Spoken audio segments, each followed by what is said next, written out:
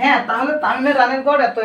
এখন খ নম্বর প্রশ্ন বলেছে সাকিবের রানের গড়। ওকে, তো সাকিবের রানের গড় করো, লেখো গড় সমান, দেখো তো রানগুলোর যোগফল, রান 70 যোগ 66 যোগ 71 যোগ 47 যোগ 61 ভাগ হচ্ছে কয়টা?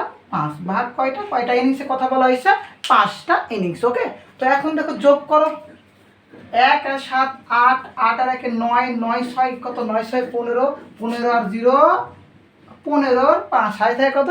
1 1 6 আর 1 7, 7 4 11, 11 7 18, 18 আর 6 24, 24 আর 7 কত বলো তো?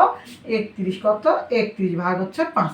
কাটাকাটি করো, 5 একে 5, 5 6 30, 3 5 6 15 কত হলো বলো তো? 63। এইটা কার রানের গড় বলো তো? এটা সাকিবের রানের গড়। ওকে, এটা কার রানের গড়?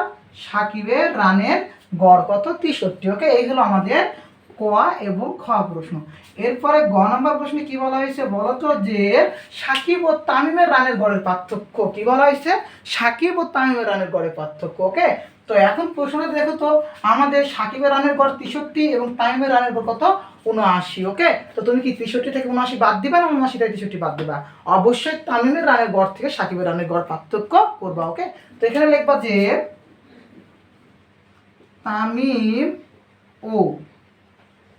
তামিম ও সাকিবের রানের গড়ের পার্থক্য।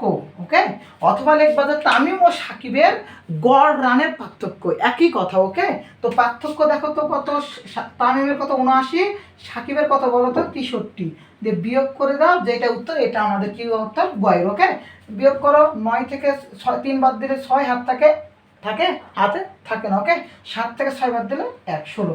উত্তর আমাদের কত হলো? 16। তাহলে আমাদের পার্থক্য কত হবে বলো তো? এটা 16। আমাদের সাকিবেরটা কত হলো বলো তো? 63। এবং তামিমেরটা কত হলো? 79। ওকে, বুঝতে পারছো? এই হলো আমাদের সাকিব এবং তামিম সম্পর্কে। তোমাকে ধরো যে কোনো একটা বয়স বলা হোক বা রানের কথা বলা হোক বা যেটা বলা হোক, এই হলো তোমাদের অঙ্ক। যদি ক্লাসটি ভালো লাগে থাকে অবশ্যই তোমার বন্ধুদের মাঝে ক্লাসটি শেয়ার করে দেবা। সকলকে ধন্যবাদ।